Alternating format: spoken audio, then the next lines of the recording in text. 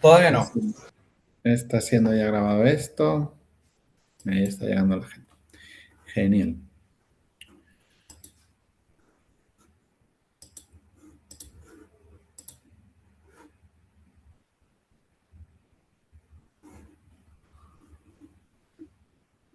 Lo que os decía, que estaba comentando ahora, que es un poco extraño porque fijaros que las clases suelen ser casi siempre, ¿no? Eh,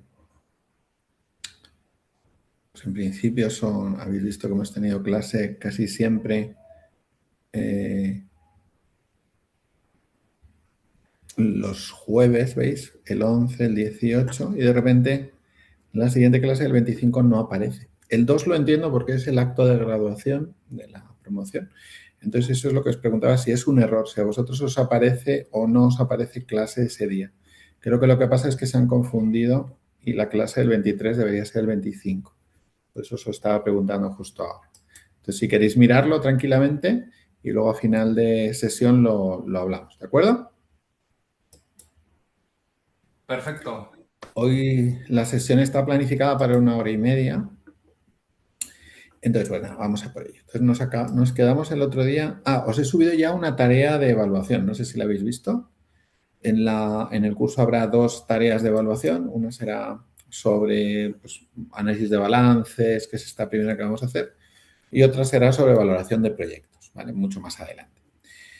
Justamente nos quedamos aquí. Estábamos hablando del inmovilizado material. Vimos que hay dos criterios fundamentales, ¿no? Para valorar los activos. Precio de adquisición o coste de producción. ¿De acuerdo? Que es las dos maneras pues tradicionales.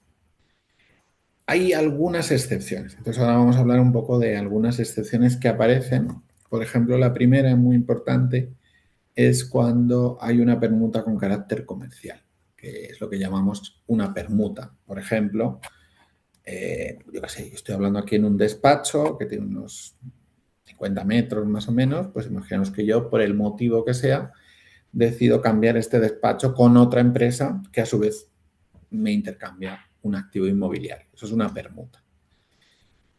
Bueno, pues en las permutas ahí ya no aplicaríamos los criterios de precio de adquisición, coste de producción, sino que iríamos al valor razonable. Yo, pues me iría a un tasador. Ese tasador probablemente valoraría el despacho que yo entrego y el despacho que yo recibo. Y en esa operación puedo tener ganancia o pérdida. ¿De acuerdo? Y eso es una diferencia fundamental con respecto a una operación de compra de un activo. Cuando yo compro un activo a un tercero, pues ahí ya se supone que bueno, de alguna manera se ha pagado, digamos, un precio justo, un justiprecio que llamamos en español. Entonces, todo eso efectivamente pues es importante entender. Entonces, como veis, una permuta tendrá carácter comercial cuando los flujos del activo que entregas son distintos que los flujos del activo que das. Pongo un ejemplo muy tonto. Real. En la zona donde yo vivía antes, dos bares que intercambian la licencia de traspaso. Hay un bar, que es un bar más, digamos, orientado al fin de semana, fiesta, tarde por la noche, ¿de acuerdo? Llamamos en español de España un bar de copas y otro bar que es un bar más tradicional, más que llamamos nosotros de tapeo, de media tarde, vamos a decirlo así. Bueno, pues los dueños de estos dos bares intercambian esos locales, el derecho de traspaso, y por tanto eso es una permuta comercial, ¿de acuerdo? Porque, digamos, la configuración de los flujos es distinta. Si la permuta no es comercial, es decir, si los activos son estrictamente lo mismo, en el ejemplo que yo os he dicho yo, si yo entrego un local comercial en el mismo edificio, que paga los mismos impuestos, que paga la misma comunidad de vecinos, todo igual, por otro local comercial que hace lo mismo, que paga lo mismo. Ahí no es una permuta comercial, porque los flujos son totalmente lo mismo. Y la otra gran excepción son las permutaciones, perdón, son las aportaciones de capital no dinerarias. Las aportaciones de capital no dinerarias, ¿qué son? Bueno, pues son aquellas aportaciones efectivamente que se configuran pues como como una aportación no de dinero, sino de algún activo. Pues, por ejemplo, un inmueble es muy típico, ¿no? Pues uno de los socios aporta los despachos iniciales o aporta, yo qué sé, los ordenadores o lo que sea. Y ahí de nuevo entraría el valor razonable. Una vez que hemos hablado de esto, hablaríamos de la valoración posterior. Y esto es muy importante. Y creo que el otro día hablamos de eso, pero hoy lo vamos a sistematizar un poquito más. Bueno, cuando hablamos del valor cuando hablamos del valor de los inmovilizados materiales en general, desde inmuebles hasta ordenadores, pues lógicamente cada año que pasa, pues ese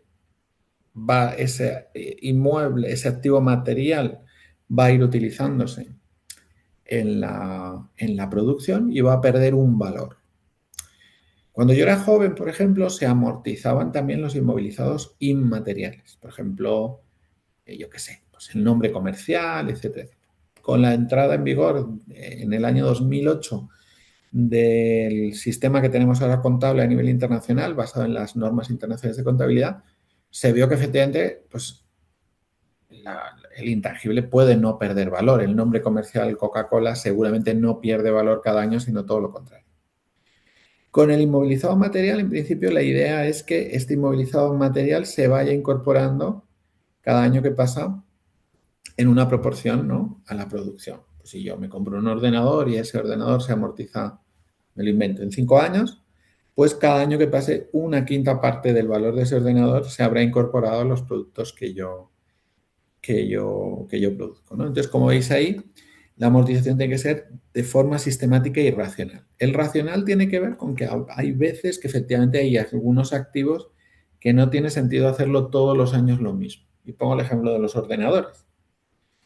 Pues, hombre, lógicamente, el valor de un ordenador, de un vehículo, normalmente cae mucho más los primeros años de vida. Una vez que han pasado 2 o 3 años, pues el ordenador sigue perdiendo valor, pero digamos, ese valor que tiene de nuevo ya lo ha perdido. Después, también es muy importante, porque esto lo hacen mal muchas empresas, lo que dicen las normas internacionales de contabilidad es que el valor residual, es decir, ese valor que le quede al activo una vez que acabe su vida útil, normalmente como chatarra, pues hay que revisarlo al menos una vez al año. Y también hay que revisar una vez al año la vida útil. Claro, valor residual. Imaginaos que estamos hablando de una maquinaria como este ordenador con el que estoy hablando. Entonces yo todos los años, ¿qué tendría que hacer? Bueno, pues mira, este ordenador se amortiza en 5 años y el valor residual, me lo estoy inventando, son 50 euros, por el metal que tiene. Resulta que al año siguiente ese valor residual sube a 120. ¿Por qué? Porque los metales que los componen han subido de precios en el mercado, ¿de acuerdo? O baja a 10 por justo todo lo contrario. Y la vida útil también hay que revisarla cada año. Y ahí viene la gran pregunta. Claro, normalmente, una de las grandes cosas que hay con las amortizaciones es el tema de los inmuebles. Yo estoy en un despacho que la empresa adquirió hace mucho tiempo, que está en gran parte amortizado, pero ¿es realista amortizar a 33 años, por ejemplo, el valor del vuelo, como decimos nosotros, de la construcción de un inmueble? Pues a veces sí, pero la inmensa mayoría de las veces no. Si se hace un mantenimiento adecuado, un inmueble puede durar muchísimo más que 33 años. Y ahí es donde reside la obligación de revisar la vida útil. Entonces, yo a final de año pues llego y digo, mira, pues resulta que ha pasado 5 años desde que adquirí este bien inmueble y considero que pues no ha perdido valor ni se ha utilizado en el proceso productivo, sino que incluso las reformas le han añadido valor y le han prolongado la vida útil, ¿no? O lo contrario, ¿vale? El método de amortización, por tanto, debe reflejar la realidad. ¿Qué es lo que pasa? Pues que estamos hablando ahora de la contabilidad, ¿de acuerdo? Entonces, la contabilidad permite hacer muchas cosas que la fiscalidad no permite. Entonces, ¿por qué las empresas siguen amortizando en su inmensa mayoría un 3% anual del valor de sus activos inmobiliarios? Por un motivo muy sencillo, queridos amigos, porque yo me puedo amortizar el 8 o nada, pero lógicamente Hacienda luego pues va a entrar. Si no amortizo nada porque creo que el activo ha subido de valor, pues Hacienda pues me va a cobrar porque un impuesto de sociedades mayor.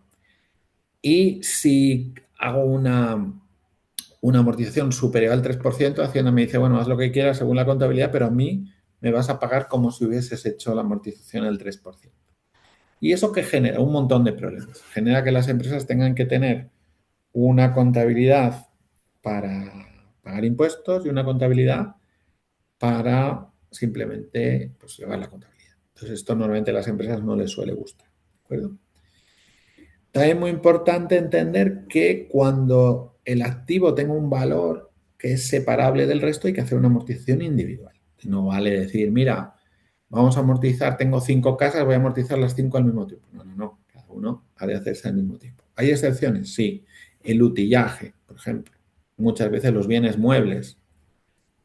Pues efectivamente, en muchos casos, pues estos bienes que se quedan más de un ejercicio en el balance de las empresas, pues dices, oye, mira, es que sí, efectivamente, todo esto que me cuentas está muy bien, pero el valor de todo esto no supera, yo qué sé, los 10.000 euros y son 50 activos. Entonces los amortizo conjuntamente, pero los compré conjuntamente. Esa sería la excepción.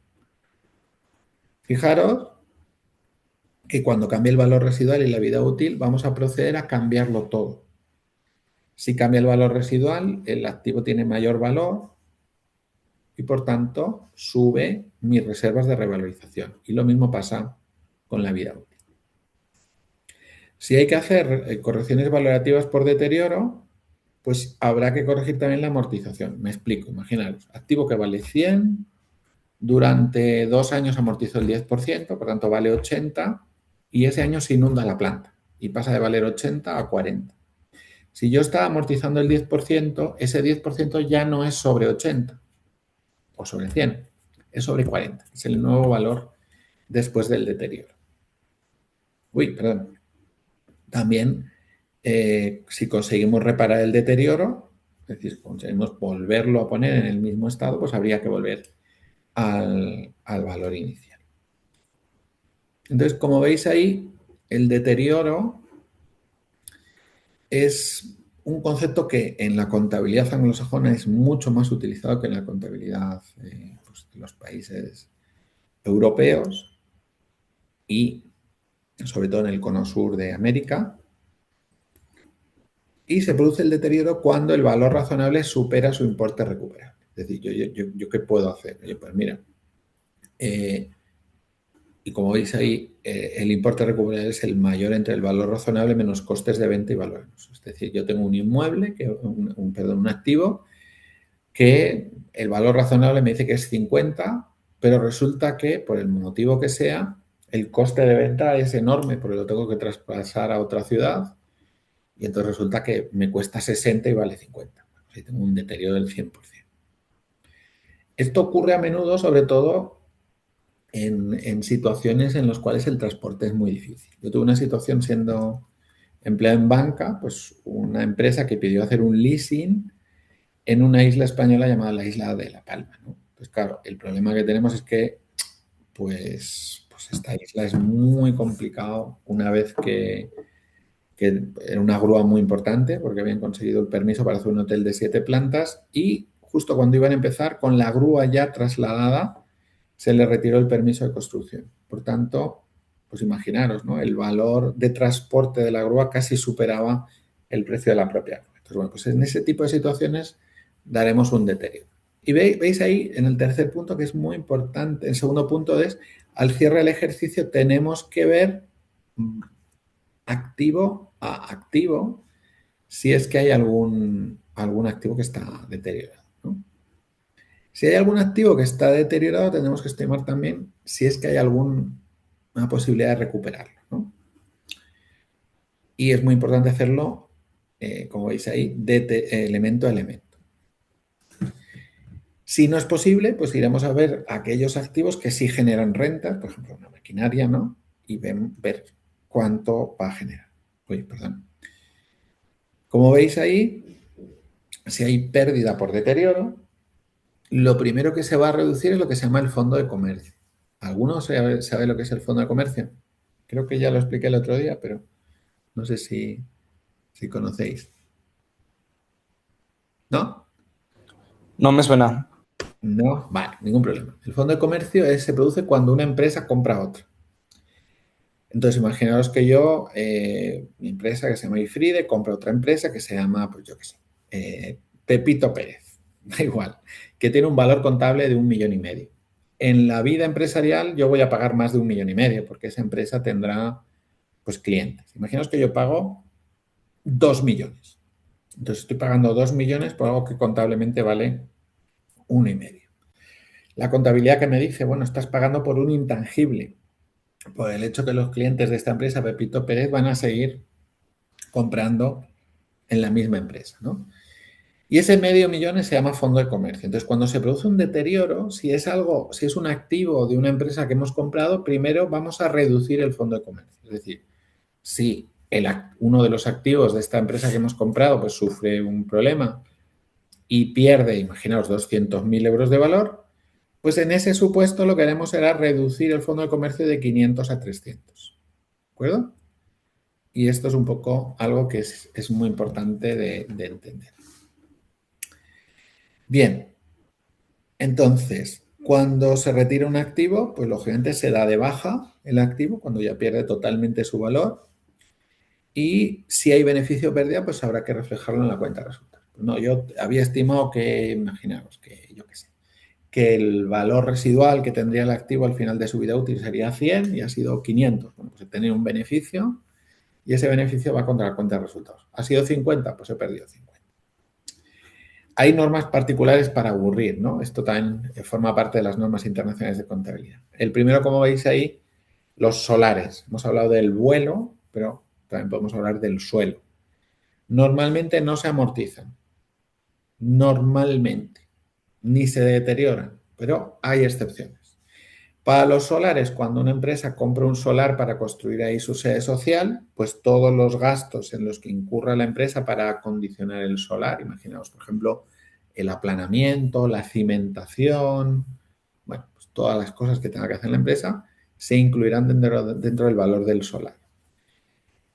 Es cierto que si, por ejemplo, se produce un gasto de rehabilitación, imaginaos que, por ejemplo, en mi tierra, cuando se hizo el tren de alta velocidad, descubrieron que habían dolinas. Dolinas es suelo que está hueco, terreno que normalmente o es kárstico o es de yeso, y entonces pues hay huecos dentro que la filtración de agua ha producido. ¿Qué hubo que hacer? Pues llenar esos huecos, para entendernos, esas dolinas con cemento. Bueno, pues eso es típico coste de rehabilitación. Eso hay que amortizarlo. Es decir, eso no forma parte del valor del suelo, sino es algo que tú has hecho pues como consecuencia de un fallo del suelo, ¿no?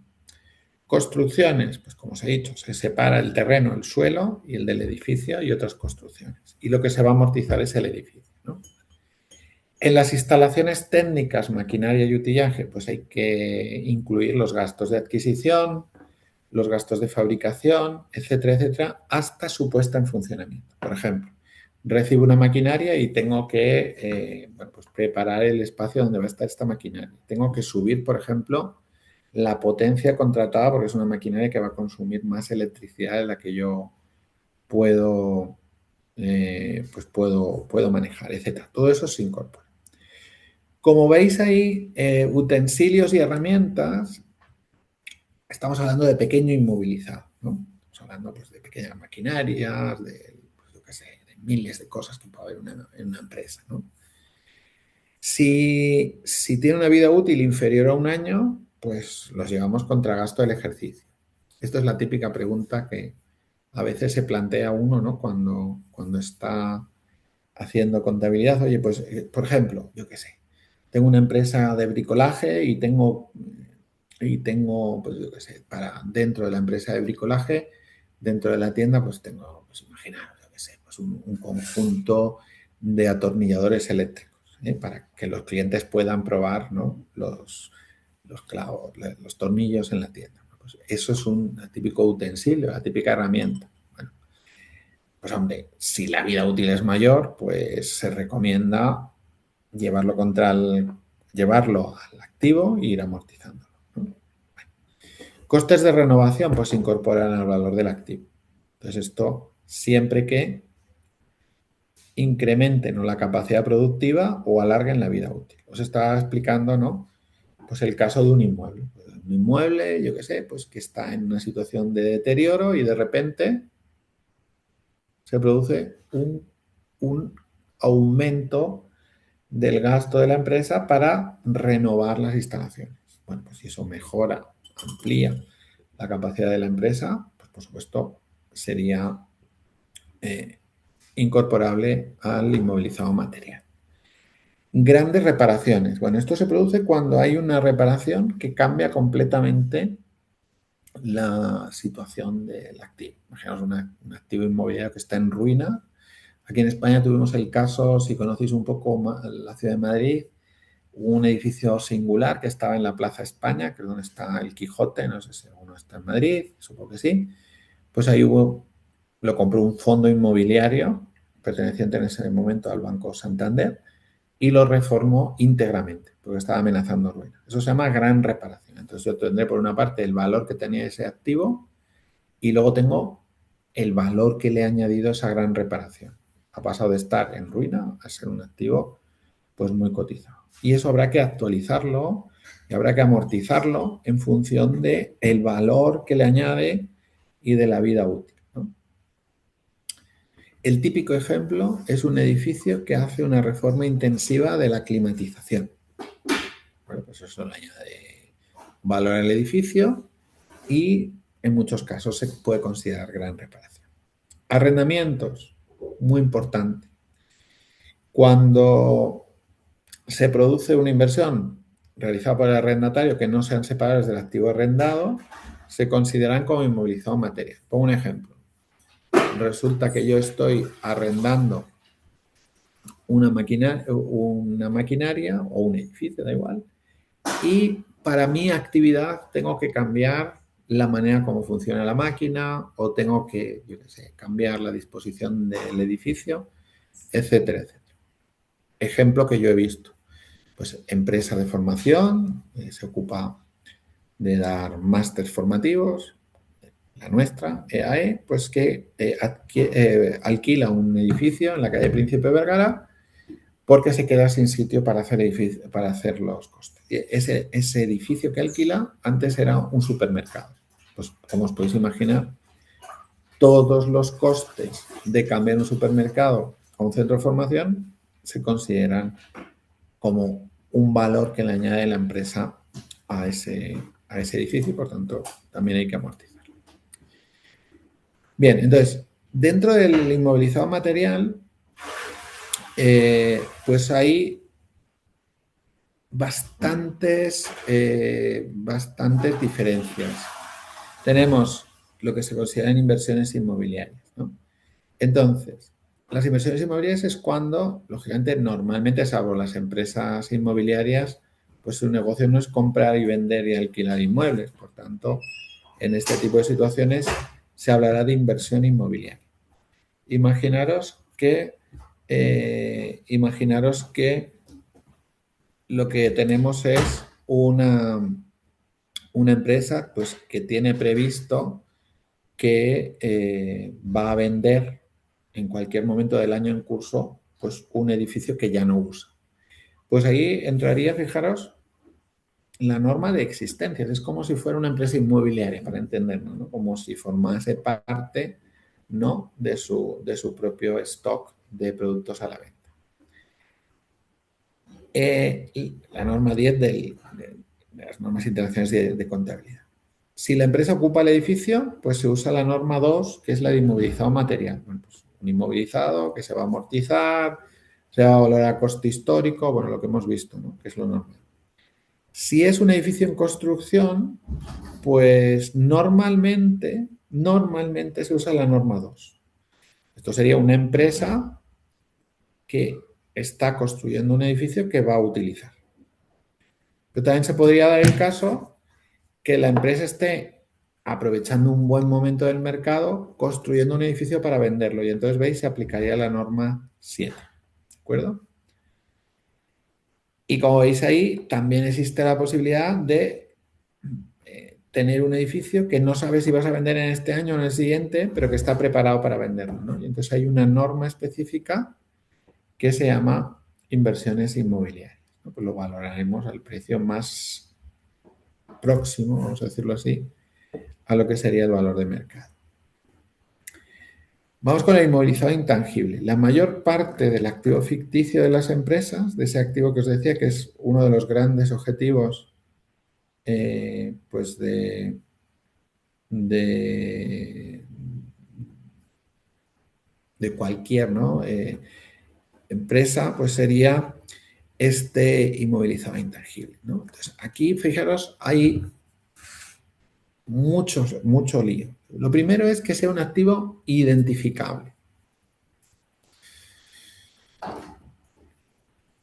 Por eso, efectivamente, antes, cuando yo era estudiante, hace muchos años, en los años 80 y principios de los 90, pues tú podías estimar cuál es el valor de tu marca, o el valor de tu nombre comercial, o todo lo que te habías gastado en, yo qué sé, en conseguir el permiso para cambiar el nombre comercial, tú lo podías activar. Sin embargo, la norma internacional actual dice, oye, no, hombre, que esto no es un activo identificable. Yo no soy capaz de decir cuánto aporta eso al valor del activo. Sí lo es cuando yo lo compro. Es decir, cuando yo me compro una empresa por encima del valor contable, el ejemplo que os he puesto antes, pues efectivamente estoy reconociendo que hay un activo que es identificable, que es ese fondo de comercio. Y dentro de eso, fijaros, si es identificable es porque es separable. Es decir, de alguna manera, las personas que, por ejemplo, van a comprar a un determinado sitio es porque consideran que hay un valor añadido que no es solamente el activo tangible. Puede ser la localización, la buena fama del negocio, no lo sé, pero hay algo que es separable. Y también se puede contabilizar y es identificable si surge de derechos contractuales o legales. Por ejemplo, una patente. Por ejemplo, un derecho de emisión. Netflix, que va a ser uno de los primeros que vamos a analizar. Como veis ahí, no se podrá reconocer como inmovilizado intangible los gastos de establecimiento. Antes esto sí se podía. Las marcas, las cabeceras de periódico, etcétera, que se generan internamente. Es decir, yo puedo contabilizarlo cuando lo compro porque he pagado por él. Por tanto, ya sé cuál es el valor de eso que no está en el activo, ¿no? Que no es tangible. Y como veis ahí, pues la valoración inicial dependerá de si los hemos adquirido en el exterior o si se generan en el interior. Para los activos intangibles adquiridos, que son la inmensa mayoría, porque os lo acabo de explicar, salvo contadísimas excepciones, los que se provocan, los que se producen dentro de la empresa no se puede contabilizar. Pues como veis ahí, el precio va a ser el precio de adquisición. Pues yo me compro una empresa, pues checo el precio de adquisición del intangible, tomando en cuenta los descuentos o posibles subvenciones. El inmovilizado intangible, pues como os he dicho antes, no se amortiza. Yo compro una empresa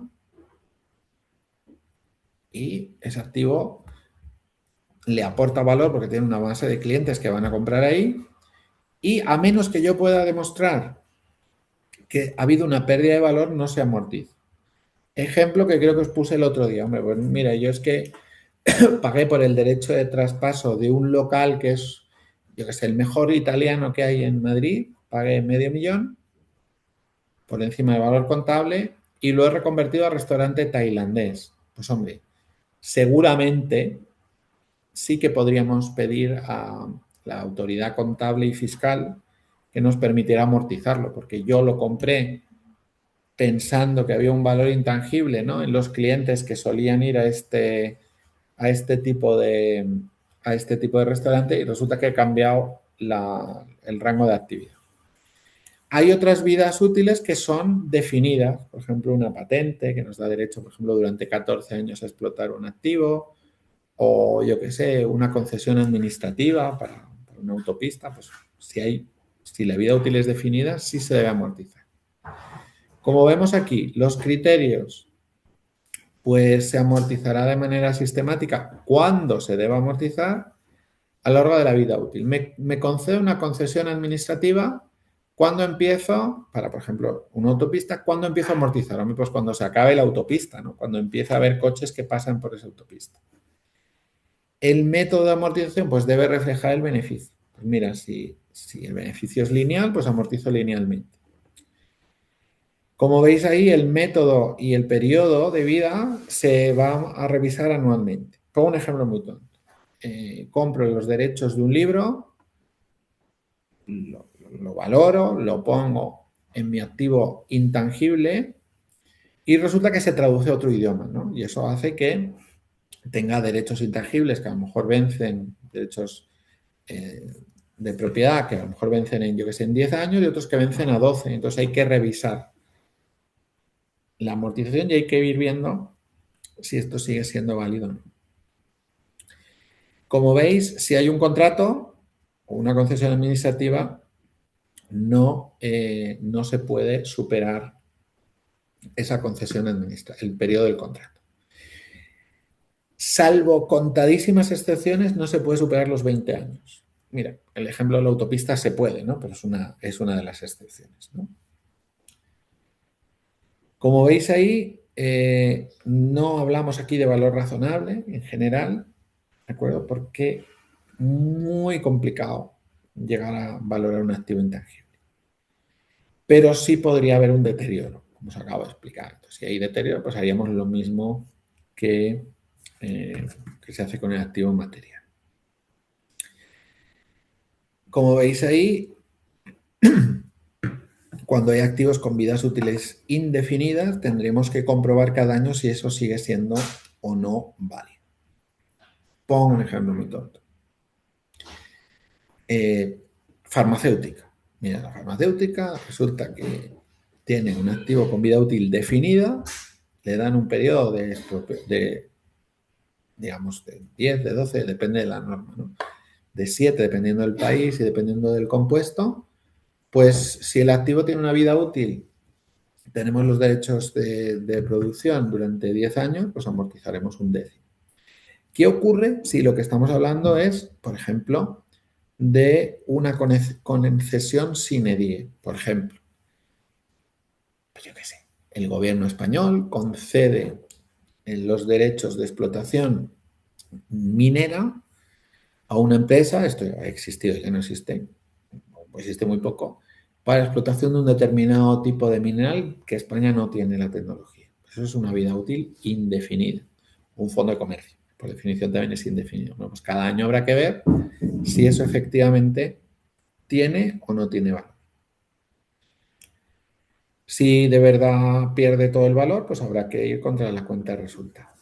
Hay determinadas normas especiales también muy importantes. Gastos de investigación y desarrollo. Pues los gastos de investigación y desarrollo, salvo prueba en contraria, tienen que estar,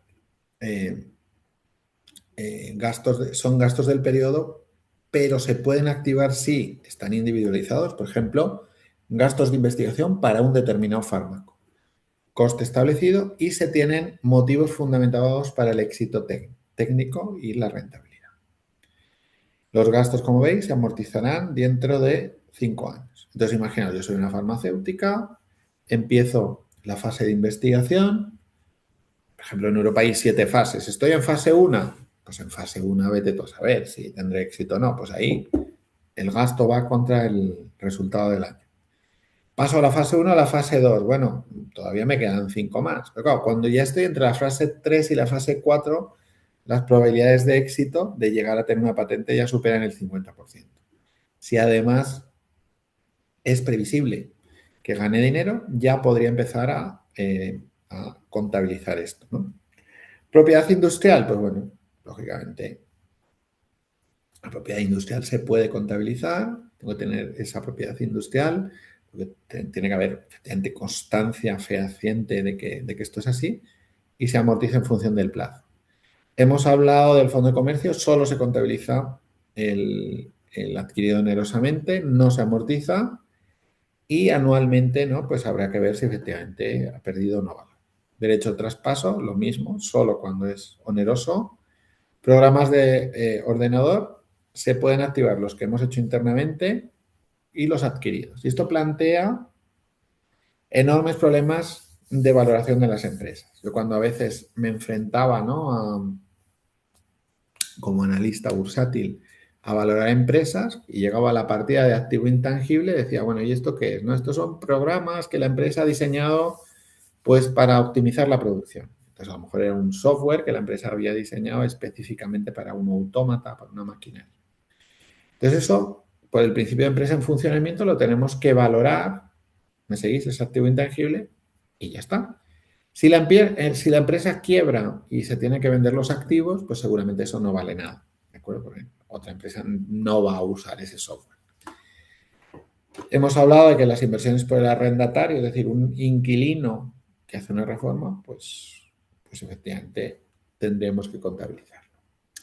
Bien, como veis, luego hay ocasiones en las cuales las empresas lo que hacen es tener activos, tener inmuebles, inversiones inmobiliarias para vender, ¿no?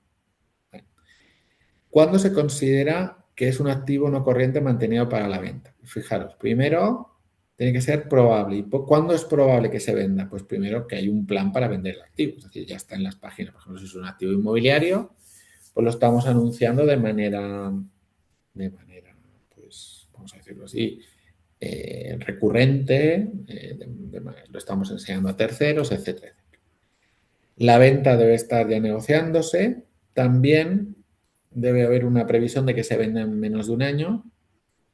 Y como veis ahí, es improbable que haya cambios significativos o que se vaya a retirar el activo. Es decir, no tenemos ninguna cosa prevista de valoración. Bueno, estos activos corrientes mantenidos para la venta, ¿cómo se valoran? Pues el menor entre lo que esté contabilizado y el valor razonable, siempre quitando los costes de venta. ¿De acuerdo? Si algún activo pues deja de estar a la venta, pues habrá que devolverlo otra vez al balance y entonces se valorará al menor entre lo que tenía antes de valor en libros o el importe recuperado. Como veis ahí, hay excepciones. Yo no puedo aplicar este criterio de valoración a activos por impuestos diferidos, sería absurdo. Activos de retribuciones de empleados, por ejemplo, las acciones que tenemos para hacer un bonus, y a los activos financieros. Bueno, son excepciones pues normales, ¿no? Entonces, aquí veis un activo que cumple con todos los requisitos, precio de adquisición, ahí lo veis, 90.000 y valor razonable 110.000, los costes de venta 15.000. ¿Cuál es el valor del activo? Bueno, pues como el valor del libro es 90.000 y el valor razonable es 110.000 menos los 15.000 que me cuesta venderlo, pues en realidad el menor son los 90.000. Entonces, en este caso, pues efectivamente se valorará en 90.000. Si al final lo vendemos en 95.000, pues estupendo, porque en este caso, pues tendríamos si está valorado en libros en 90.000, tendremos un beneficio de 5.000.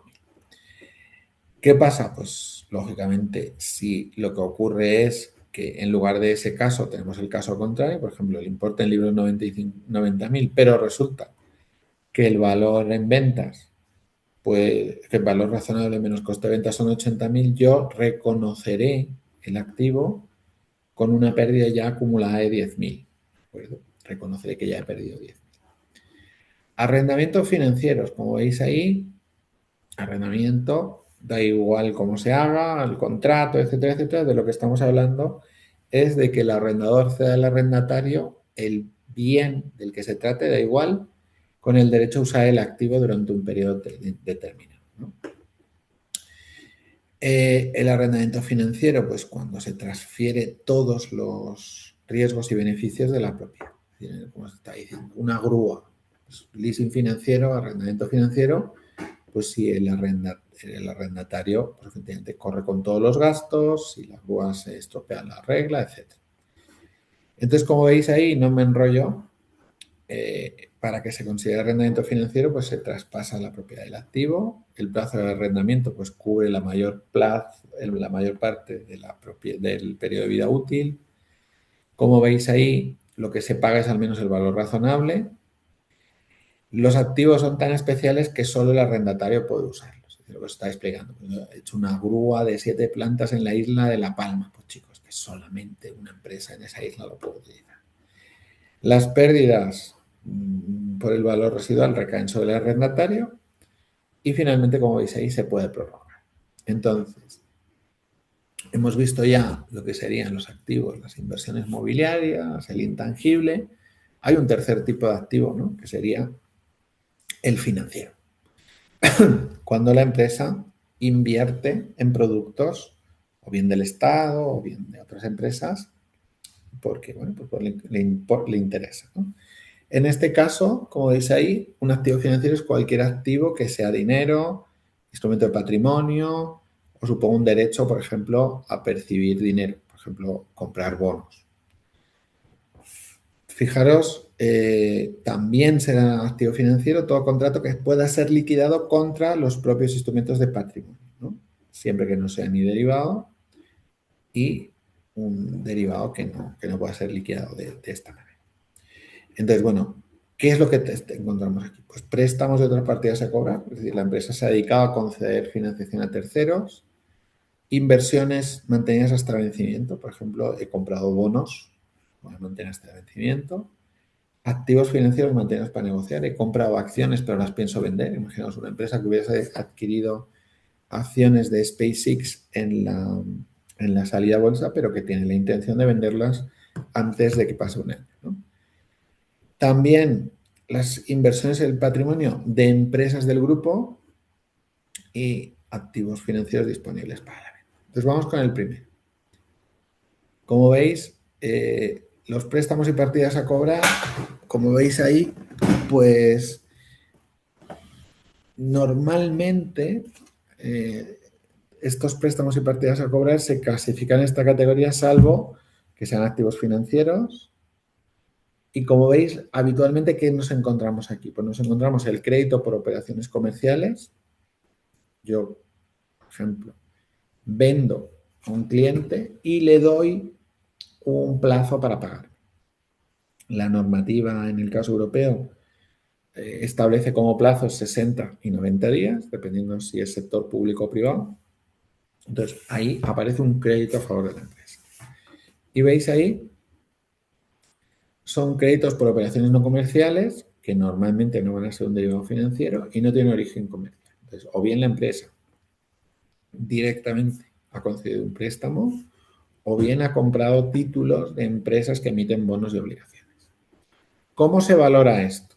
Pues, al principio, valor razonable, valoración inicial, y este valor razonable, si no coincide con el precio de adquisición, pues el precio de adquisición.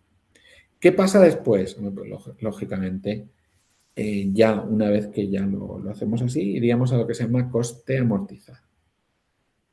Entonces, el tipo de interés nos entraría como ingreso, lo que nos pagan al año, y la amortización del capital pues iría a coste amortizado.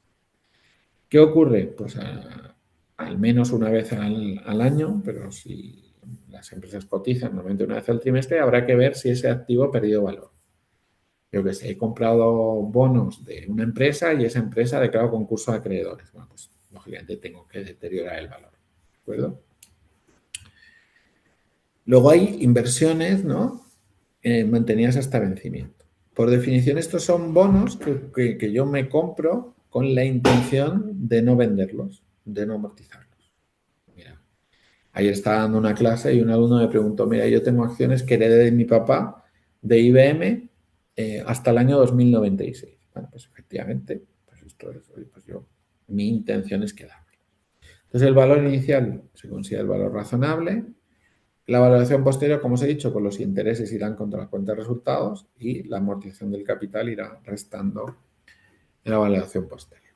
Y lo mismo, una vez al año habrá que hacer esa valoración. Entonces, después estarían los activos financieros mantenidos para negociar. Miren, no, yo es que tengo no sé cuántas acciones de no sé cuántas empresas, pero mi intención es venderlas antes de que pase un año, ¿no? De nuevo se aplicaría valor razonable y la valoración posterior ya no sería el coste amortizado, eso se usa sobre todo para los préstamos, sino será también valor razonable. Aquí vemos, hay algunos activos que se llaman activos financieros híbridos que se componen habitualmente de un activo y de un derivado. Entonces, bueno, pues de alguna manera, pues de nuevo utilizaremos el valor razonable. ¿Qué ocurre cuando la empresa lo que hace es que compra acciones de las empresas del grupo?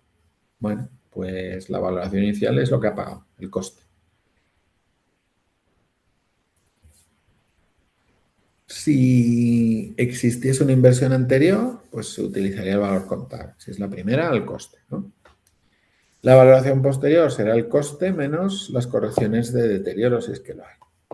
Correcciones de deterioro o deterioro de valor, por lo menos. Si la empresa, el valor contable de las empresas en las que tú estás invirtiendo, baja de valor. El siguiente punto sería los activos financieros disponibles para la venta, que ya hemos visto antes, que son aquellos activos que yo lo tengo y que quiero venderlos antes de un año. De nuevo, valor razonable, ¿de acuerdo? No me enrollo. No os preocupéis que no os voy a preguntar por teoría en ninguna actividad, ¿vale? Simplemente un poco para que sepamos, ¿no?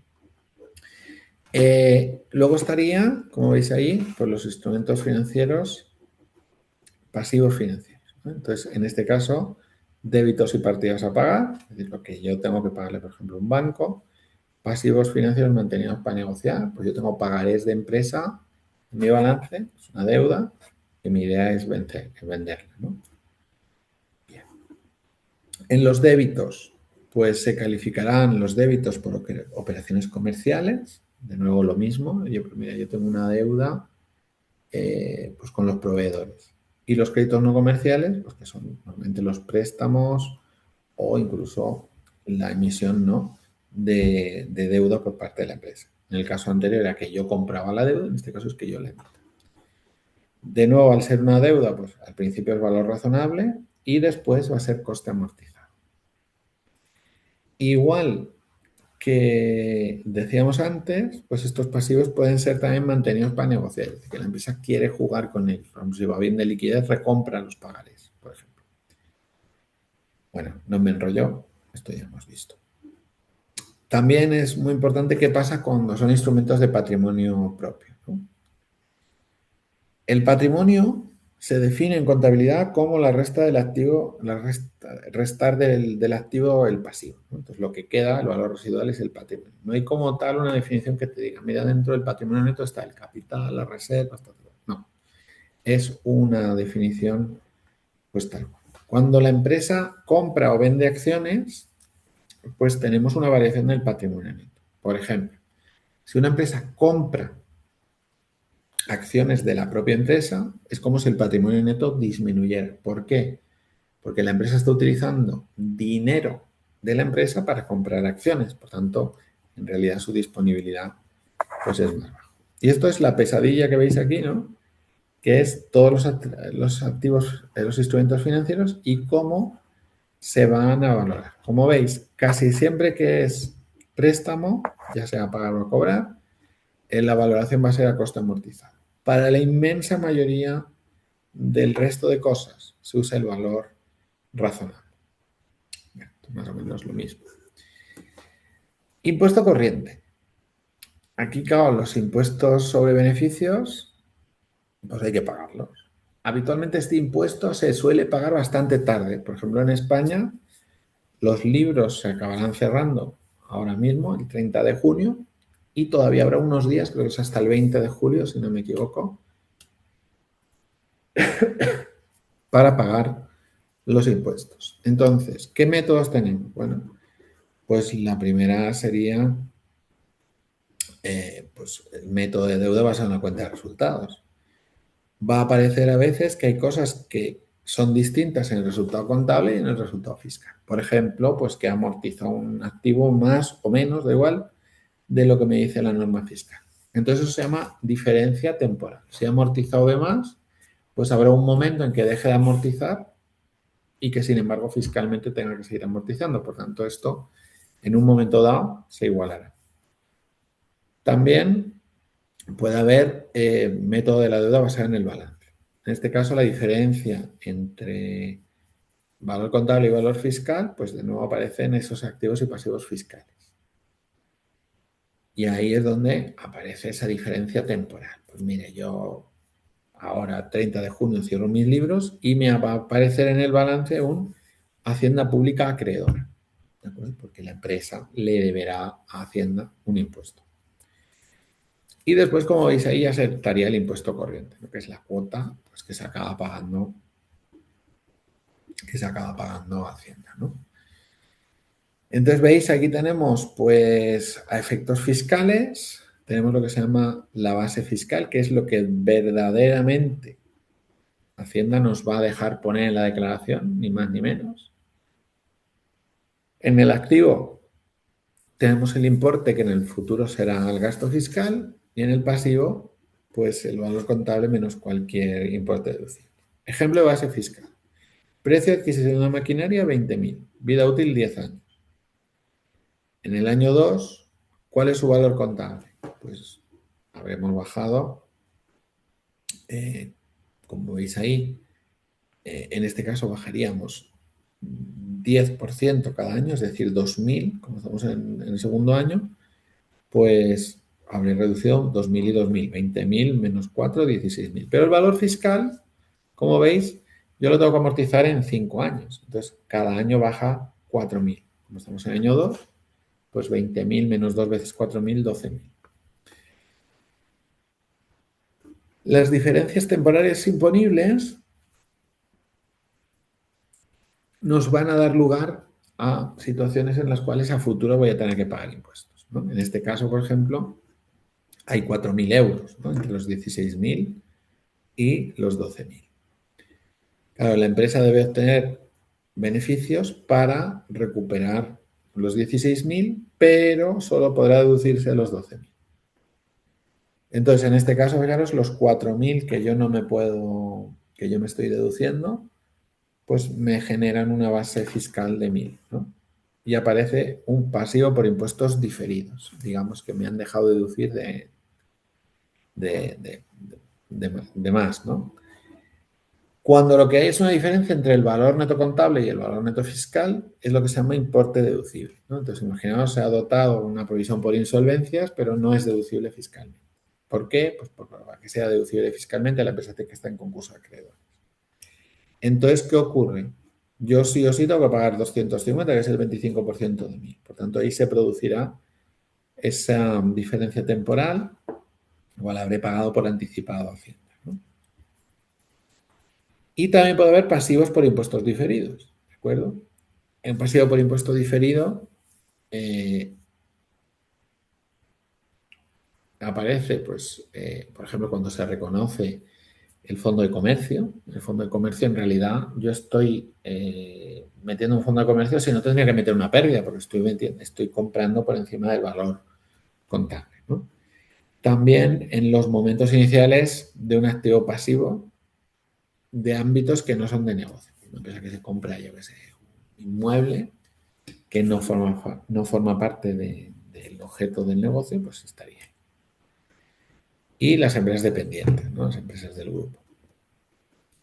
Como veis ahí, los activos por impuestos diferidos son importes que se pueden recuperar, ¿no? Entonces, esto normalmente es porque hemos pagado de más o porque tenemos bases imponibles negativas de ejercicios anteriores. Fijaros que cualquier empresa que quiebre, que está en una situación de concurso a acreedores, tiene un valor. Si la empresa ha ido acumulando pérdidas antes de llegar a una situación de insolvencia, pues esas pérdidas, eh, por ejemplo, imagínate 1.000.000 de euros acumulados, si yo quiero, las puedo deducir. Por tanto, el 25% de 1.000.000 quiere decir que esa empresa, si yo me la quedo, podría deducirme 250.000. ¿De acuerdo? Bueno, no me enrollo. Entonces ahí nos aparecen todo esto y otros créditos fiscales pendientes de compensar, pues que puede ser incluso por subvenciones. Y aquí tenemos el cuadro de resumen, ¿no? Cuando hay mayor valor contable que fiscal en el activo, pues nos aparece diferencias temporarias imponibles o pasivos por impuestos diferidos. Cuando está en el pasivo, pues nos aparecen diferencias temporarias deducibles, hemos pagado más de lo que toca, o un activo por impuesto diferido.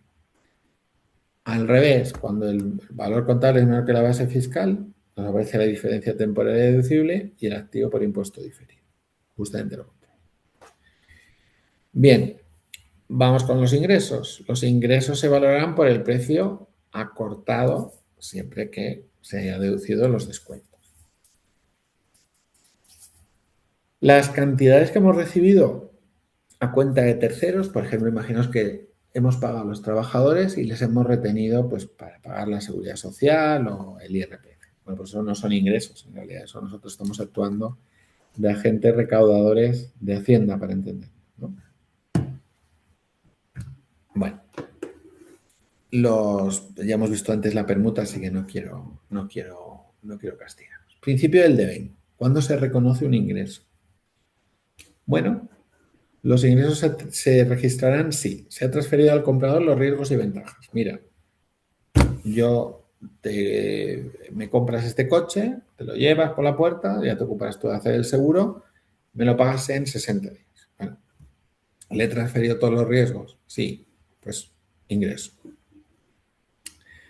Como veis ahí, la empresa, para poder reconocer una venta de bienes que ha vendido, pues tiene que dejar de tener la gestión, ¿no?, de los bienes.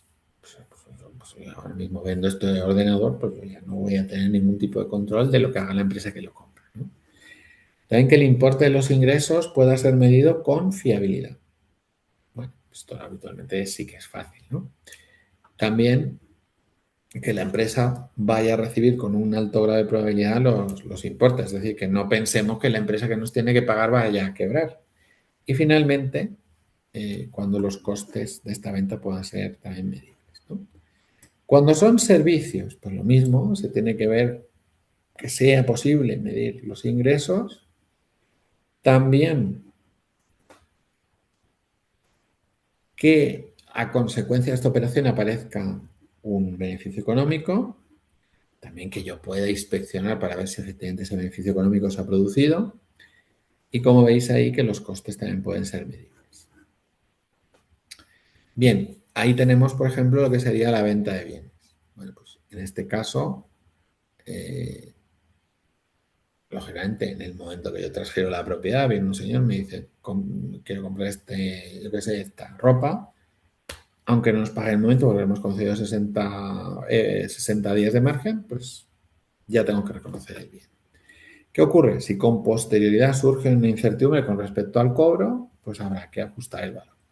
Entonces resulta que la empresa que me ha comprado los trajes para revenderlos, pues entra en concurso de acreedores. Pues nada, pues lógicamente ahí hay que ajustar el valor. Bueno, cuando hay ventas sin entrega, los ingresos se reconocerán cuando el comprador adquiera la propiedad, siempre que sea probable que se produzca la entrega. Por ejemplo, si yo estoy comprando a través de Amazon, pues obviamente Amazon dice, pues mira, te lo voy a entregar en 20 días. Bueno, pues ya lo ha vendido. Es probable que me los entregue cuando estén identificados los bienes, es decir, que no es una promesa en genérica, es una promesa de un bien en concreto. El comprador debe haber aceptado las condiciones y las condiciones de pago pues sean las normales, ¿no? Las ventas en consignación, pues también es cuando se produzca esa venta a terceros. El reembolso es cuando se entreguen y se haya cobrado. Los anticipos, pues cuando se entreguen los bienes. Y las ventas de inmuebles, cuando se transfiera la propiedad legal. El gran problema, sabéis, no son los bienes. El gran problema son los servicios. Cuando efectivamente se produce una venta, una prestación de servicios, pues ahí lo primero tenemos que ser capaces de medir bien los ingresos. No, yo es que le he prestado un servicio de consultoría. Sí, sí, pero ¿qué dice el contrato? ¿Cuánto le puedes cobrar? 2, que sea probable que vayamos a cobrar el beneficio. C, cuando el grado de avance se puede determinar. ¿No? Y D, cuando se pueden medir los costes. Bueno,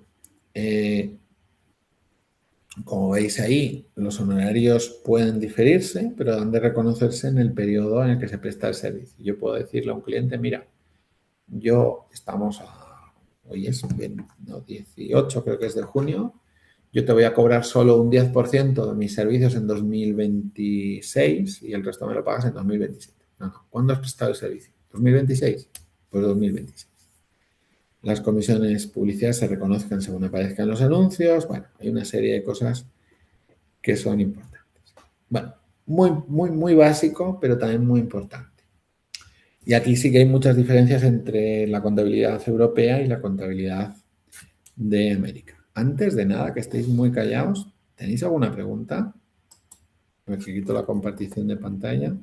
¿Vamos bien hasta aquí? Yo solo tengo una duda, Francisco. Por ejemplo, Bien. hablabas de la amortización, ¿vale? Mm. Por ejemplo, un carro que va a ser amortizado, cuántos años se puede amortizar dentro de España y hasta qué grado se puede dejar esa En amortización? España, un carro, como decís vosotros, un coche, se puede amortizar entre 5 y 7 años. ¿Perdón? Es cierto que hay algunas excepciones dependiendo del modelo. Por ejemplo, pues, ambulancias, coches muy específicos que se pueden amortizar por más periodo. Pero en Ok. concreto son entre 5 y 7. ¿De acuerdo? Ok, ¿y el valor residual siempre tiene que ser cero o tiene que ser No, no, más no, de... no. El valor residual al menos será el valor del metal. ¿De acuerdo? Es decir, Ok, si tú estimas que vas a utilizar un coche 5 años y que va a quedar completamente amortizado, ese valor en chatarra vale algo. ¿De acuerdo? ok. Mira, había una pregunta ahí de Cristóbal. Cuando comparto pantalla ya sabéis que no veo las preguntas, por eso he preferido hacer esta pequeña... Dice, ¿estos ajustes de nuevos precios para amortizar se hacen inmediatamente o cuando cambia o en qué momento? Bueno, cuando, por ejemplo, imaginaos el caso de este despacho, decimos, oye, pues este despacho ya no vale 100.000, vale 150.000, en ese mismo momento que reconocemos el incremento de valor, se hace una nueva estimación de la vida útil y a partir de ese momento se empieza la amortización. ¿De acuerdo? Que era la pregunta que hacía Cristo. Vale, gracias. ¿De acuerdo? Perfecto. Bueno, ¿habéis podido mirar lo que os decía del día 25?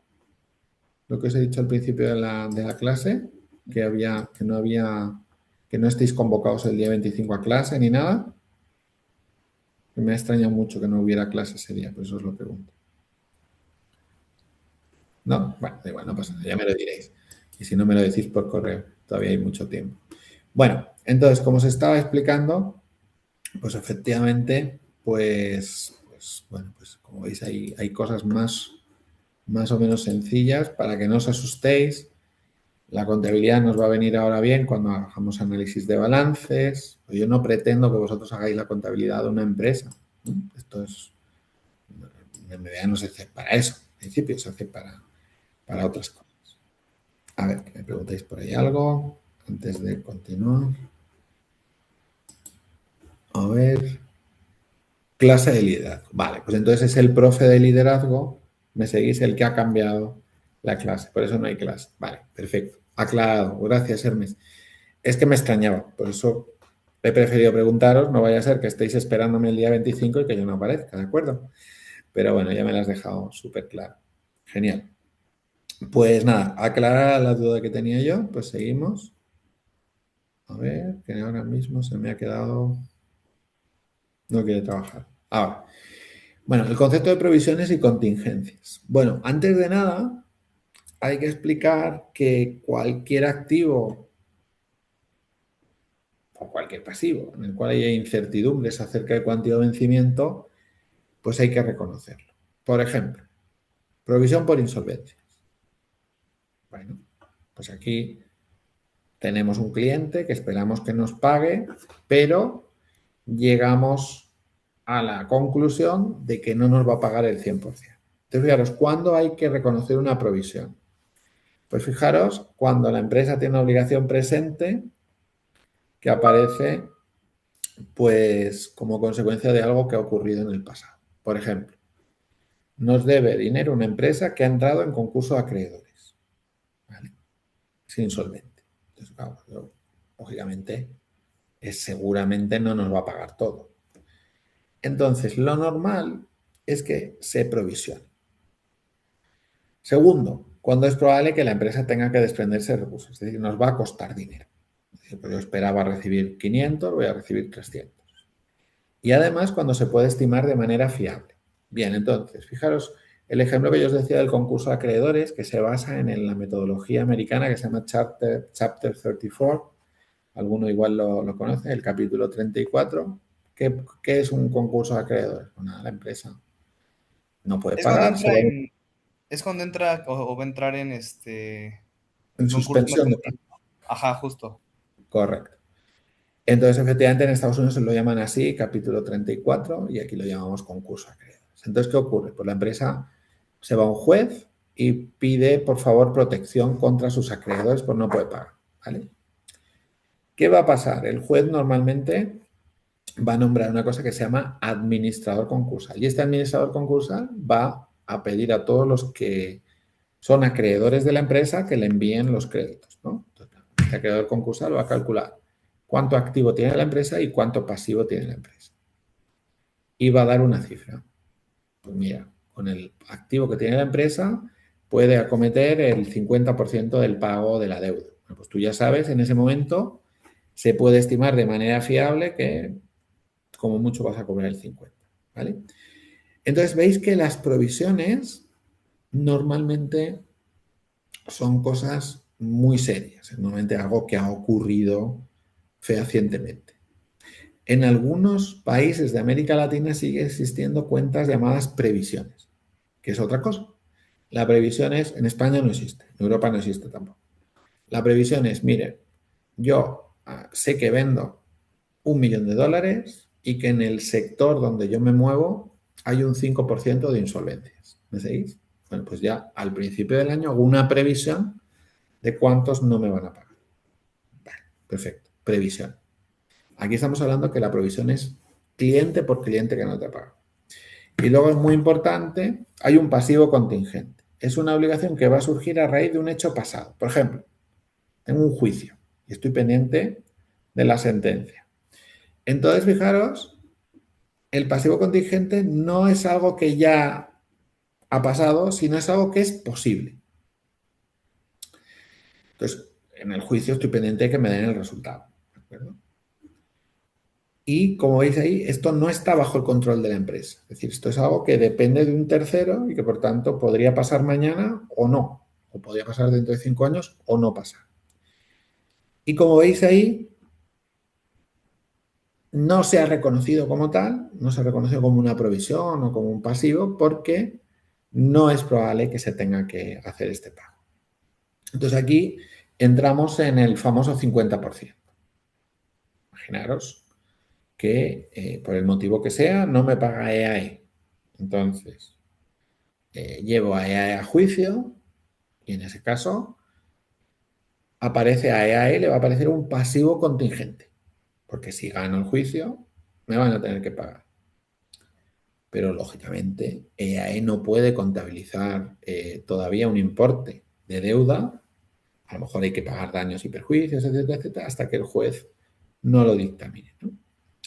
También veis ahí lo que se llaman activos contingentes. Entonces, estos activos son activos que aparecen como consecuencia de cosas que han ocurrido en el pasado, pero que no están dentro del control de la empresa. Por ejemplo, empresas españolas que se presentan a la licitación de, yo qué sé, del AVE, del tren de alta velocidad a la Meca. Esto ocurrió en la realidad. La empresa de Florentino Pérez fue una de las ganadoras, ¿no? Entonces, ese activo contingente, ¿qué es? Hombre, durante el periodo de licitación, que duró casi 3 años, era bastante probable que estas empresas ganaran, pero no habían ganado. ¿De acuerdo? Entonces, tanto los activos contingentes como los pasivos contingentes normalmente se informan en la memoria. Un ejemplo de pasivo contingente muy famoso ahora en España ha sido el caso de ENCE. ENCE es una empresa dedicada al mundo del papel, es una papelera. Y hay una ciudad de España que la había denunciado porque tenía una fábrica en mitad de una ciudad y bueno, pues no cumplía según, según el ayuntamiento que le denunció con la normativa medioambiental. Bueno, pues estamos todavía en juicio, pero lógicamente pues era un pasivo contingente y es un pasivo contingente. Cuando ya finalmente pues haya sentencia, pues se contabilizará o no. Mientras tanto, está en la memoria. ¿De acuerdo? Vale, entonces, vamos a intentar explicar esto. Bueno, existe una obligación en el presente. Si es que no, hay una obligación posible, ¿vale? Si es que no, pues no hacemos nada. Vale, si existe una obligación en el presente, sí. ¿Hay salida de recursos? Si la respuesta es sí. ¿Se puede estimar? Sí. Pues entonces contabilizamos una provisión. Por ejemplo, provisión por insolvencia. Mira, es que hay un cliente que no me ha pagado. ¿Vale? ¿Es posible que nos cueste dinero? Sí, está en concurso de acreedores. El administrador concursal ha dicho que no van a poder pagar toda la deuda. ¿Podemos saber cuánto nos van a pagar? Sí, porque el administrador concursal ha dicho que solo tienen dinero para pagar a la mitad. Bueno, pues provisionamos. Reconocemos una pérdida por la mitad. Sigamos. ¿Existe obligación presente? No, estamos pendientes de un juicio. ¿Hay posibilidades de una salida remota de recursos? Sí. Sí, claro que sí. Lo mismo que si existe una obligación presente, pero no hay una salida probable de recursos, ¿de acuerdo? Estamos pues pendientes de poder estimar, por ejemplo, cuánto me va a costar la broma de la insolvencia del cliente. Entonces ahí, ¿qué tendríamos que hacer? Salida remota de recursos, sí, pues habría que informar en la memoria. También habría que informar en la memoria si existe una obligación en el presente, pero hay salida probable de recursos, pero no hay manera humana de hacer una estimación fiable. Por ejemplo, yo qué sé, ha habido un acontecimiento, es una compañía de seguros y ha habido un acontecimiento catastrófico en un lugar, en un sector de actividad en el cual tú eres el principal asegurador. Esto ocurrió en España, un terremoto que hubo en la ciudad de Lorca.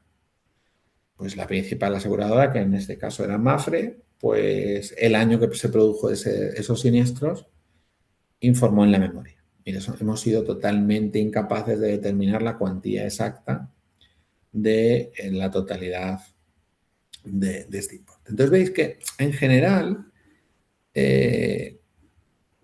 lo de la provisión tiene que ser algo muy claro y casi siempre todo acaba en la memoria. Yo siempre digo que la memoria es el documento contable más importante. Pues me va a decir aquello que no está en los números, pero que puede pasar. Y también en la memoria va a haber una cosa muy importante que es cómo se han calculado las cuentas anuales. Por ejemplo, cuáles han sido los criterios de valoración. ¿De acuerdo? Entonces es un estado financiero muy importante. Entonces, como vemos aquí, las provisiones y contingencias se debe a algo que ya ha ocurrido, es una obligación presente. Por ejemplo, en este caso, me lo invento, estamos pendientes del juicio. El juez nos ha condenado, hay 3 instancias en España, 3 instancias judiciales. Nos ha condenado en 2 instancias judiciales a pagar. ¿Qué es lo que ocurre? Pues que la salida de recursos es probable porque he perdido en 2 de las 3 instancias, pero imaginaros, no puedo hacer una estimación de cuánto me va a costar porque un juez ha dicho 100.000 y el otro ha dicho 500.000. Y ahí es verdaderamente algo que, bueno, pues a veces se generan este tipo de cosas. Por ejemplo, esto ocurrió también en desastres medioambientales terribles. Aquí hubo un desastre, pues hace ya muchos años, que se llamó el Prestige, que es un petrolero que hizo la mayor emisión de petróleo al mar Atlántico en este caso y generó la pérdida de un montón de fauna marina. Entonces, claro, pues las empresas aseguradoras eran totalmente incapaces de hacer una estimación, ¿no? Entonces, lo primero, ¿hay probabilidad de una obligación presente? Pues más del 51%, porque veis que dice mayor que la probabilidad de no existencia. Pues hombre, reconocer la provisión. Si, por ejemplo, hemos ganado el primer juicio, hemos perdido el segundo y estamos yendo al tercero, pues hemos ganado uno y perdido uno, estamos al 50%. Por tanto, tenemos que informar en la memoria de que hay un pasivo contingente, que si perdemos el tercer juicio, tercera instancia judicial, pues seguramente vamos a tener que pagar. Y si hay una posibilidad remota, pues no hacer nada. Posibilidad remota, pues yo qué sé, en mi empresa, por ejemplo, ¿qué probabilidad hay, yo qué sé, de que, me lo invento, de que uno de nuestros principales clientes, el Banco Santander, quiebre y no nos pague? Pues hombre, siempre cero no es. Toda la posibilidad es prácticamente cero, ¿no? Entonces, estos pasivos contingentes no se van a reconocer, no se van a activar, no se van a llevar al balance. Y esto es muy importante entender que este pasivo contingente normalmente, si nosotros tuviéramos que reconocer todo lo que nos puede pasar de malo en la vida, no saldríamos a la calle, ¿no? Nos podría caer yo qué sé, pues, un ladrillo según salimos a la calle, nos podría dar un golpe de calor, aquí en Madrid hace un calor horrible estos días, etc. También es muy importante entender que ese pasivo contingente puede ser solidario. Por ejemplo, somos una compañía reaseguradora y tenemos el seguro cubierto con 5 otras compañías. Entonces ahí hay que estimar, claro, hay que decir, hay un pasivo contingente, sabemos que vamos a tener que pagar, pero a mí me toca pagar una quinta parte, porque hay otros 4 más. Y como veis, pues cada vez que publico los estados financieros tengo que reevaluar la probabilidad de pago, ¿no? En los activos contingentes surgen por sucesos inesperados o no planificados, ¿no? Como os he dicho, el ejemplo, por ejemplo, de un concurso de concesión de una obra, o, por ejemplo, porque he pedido una subvención y estoy pendiente de ver si me la van a conceder o no, y eso implicaría entrada de dinero a fondo perdido sin tener que devolverlo. Entonces, todo eso puede ocurrir o puede no ocurrir. Tampoco lo vamos a reconocer ni en el balance ni en la cuenta de resultados.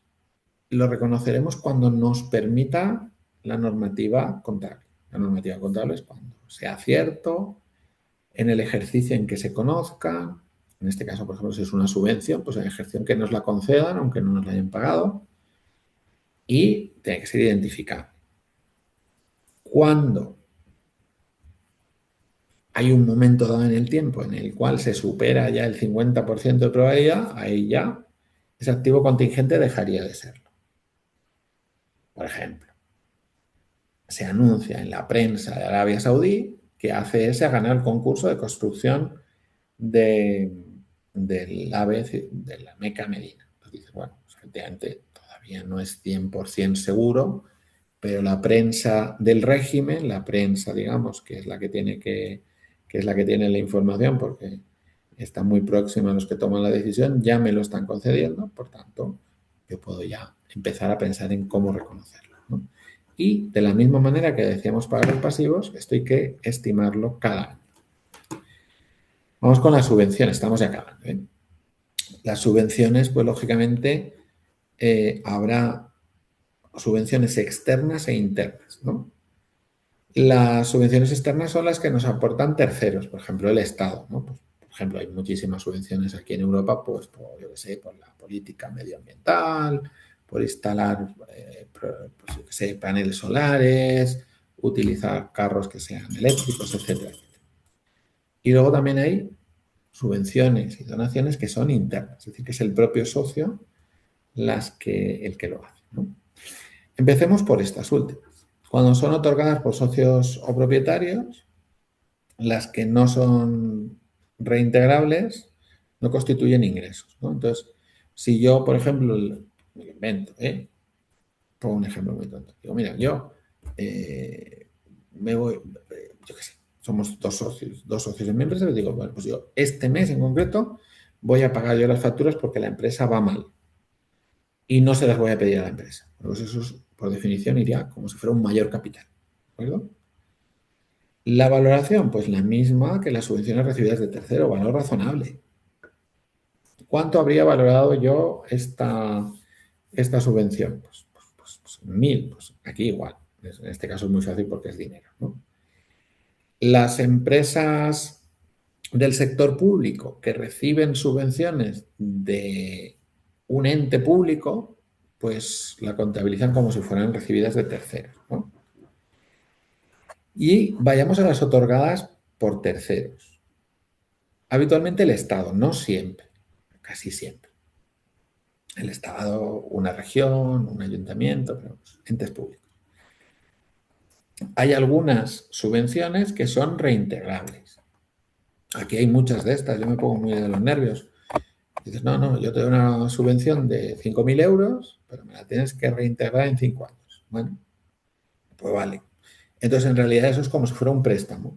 La única ventaja habitualmente es que no tiene intereses, pero hay que contabilizarlo exactamente igual que si fuera un préstamo. Es un pasivo. Las no reintegrables, como se está ahí explicando, una subvención, se llaman aquí en España, las llamamos a fondo perdido. Pues estas subvenciones a fondo perdido se registraría como si fueran mayor patrimonio, ¿no? Pero cuidado, se reconocerán también con los gastos derivados de las subvenciones. Por ejemplo, oye, es que resulta que yo para poder acceder a esta subvención he tenido que contratar una empresa de asesoría, una consultora, que me ha cobrado 10.000 euros. Bueno, ¿cuánto te han concedido? 50.000. Pues en realidad lo que es subvención son 40.000. También es muy importante que esa subvención, cuando ya hay un acuerdo de subvención, pero me piden unas determinadas condiciones, pues ahí, mientras se ve si soy capaz o no capaz de cumplir con esas condiciones, pues se considerará no reintegrar. ¿De acuerdo? En ocasiones, pues esto obliga, imaginaos, por ejemplo, me concede una subvención para instalar, pues yo qué sé, paneles solares. Pues, hombre, pues todavía no los he instalado. Por tanto, yo tengo un plazo, habitualmente son 6 meses, para cumplir con esa condición. Mientras yo lo hago y no lo hago, eso se considera como mayores fondos propios. Y una vez que ya lo he hecho, pues tengo que ver si efectivamente he cumplido las condiciones o no. Si las he cumplido, pues será no reintegrable, y si no las he cumplido, el Estado me pedirá la devolución del dinero, ¿no? Cuando la valoración es de carácter monetario, pues sería el dinero que me han dado, la valoración. Y cuando es en especie, por ejemplo, en este ejemplo concreto, por ejemplo, me han dado paneles solares para instalar, pues habría que hacer valor razonable. Entonces, como veis ahí, cuando son de explotación, pues irían a resultados. Cuando son de gastos específicos, pues se imputarán en el año. Por ejemplo, son para pagar deuda, pues para el año en el que se pague la deuda. Y cuando son para adquirir activos o pasivos, pues lo mismo. Pues si son activos de inmovilizado material, pues en proporción a amortización. Si son existencias, cuando se den de baja las existencias. Si son activos financieros, cuando se venda o se amortice. Y si es para cancelar la deuda, pues cuando efectivamente se cancele, ¿no? Bueno, veis, le hemos dado ya un repaso a todo lo que sería la contabilidad, las principales normas contables, según, bueno, pues esta contabilidad que tenemos desde hace más o menos pues casi 17 años, ¿no? 18 años, con la llegada de las normas internacionales de contabilidad. Y bueno, ya a partir del lunes, que creo que es la siguiente clase, lo que nos vamos a dedicar es a estudiar balances y ver cómo estos balances se analizan en función de esto que hemos aprendido. ¿De acuerdo? ¿Dudas que tengáis? Por favor, una pregunta. Usted mencionaba que en Estados Unidos era una... No me acuerdo cómo se llamaba. Bueno, el concurso mercantil. ¿Es lo mismo que el Chapter 11? ¿Es lo mismo? Hay dos chapters. El Ok. Chapter 11, que es la que conlleva la protección de acreedores y quiebra, y el Chapter 34, el 34, que es la protección. Es decir, tú lo que solicitas es protección. En Ok. Estados Unidos la normativa distingue entre las empresas que tienen claro que van a quebrar, Chapter 11, y las empresas que simplemente solicitan protección contra acreedores. Aquí es todo lo mismo. Pues sí, Va, es exactamente eso. ¿De va, acuerdo? va, va. Súper. De mi lado esa era la única. Gracias. Nada. Pues nada, nos vemos el lunes. Mira, sí que hay otra pregunta, perdón. Cristina, ¿no? ¿Qué tal, profesor? ¿Cómo está? Perdón. Muy Al bien. inicio de la clase mencionó que habían colgado un trabajo. Quería saber si era individual o Sí, si era en grupo individual. en principio sí. Para el segundo trabajo, probablemente lo vamos a hacer en grupo, pero también, bueno, estamos empezando la asignatura. Yo no sé si tenéis ya grupos de trabajo hechos. Sí, en algunos cursos ya hemos tenido grupos Pues hechos. el siguiente trabajo, que va a ser un ejercicio de valoración, pues ese sí lo haréis en grupo y ya me daréis los grupos en... ¿Cuántos grupos hay habitualmente? Tenéis formados, Me supongo que... parece que son 6, si no me Sí, equivoco, en promedio chicos. son 6. Ujú. Pues nada, eso ya me lo daréis dentro de unas semanas, probablemente, cuando hablemos de la segunda tarea.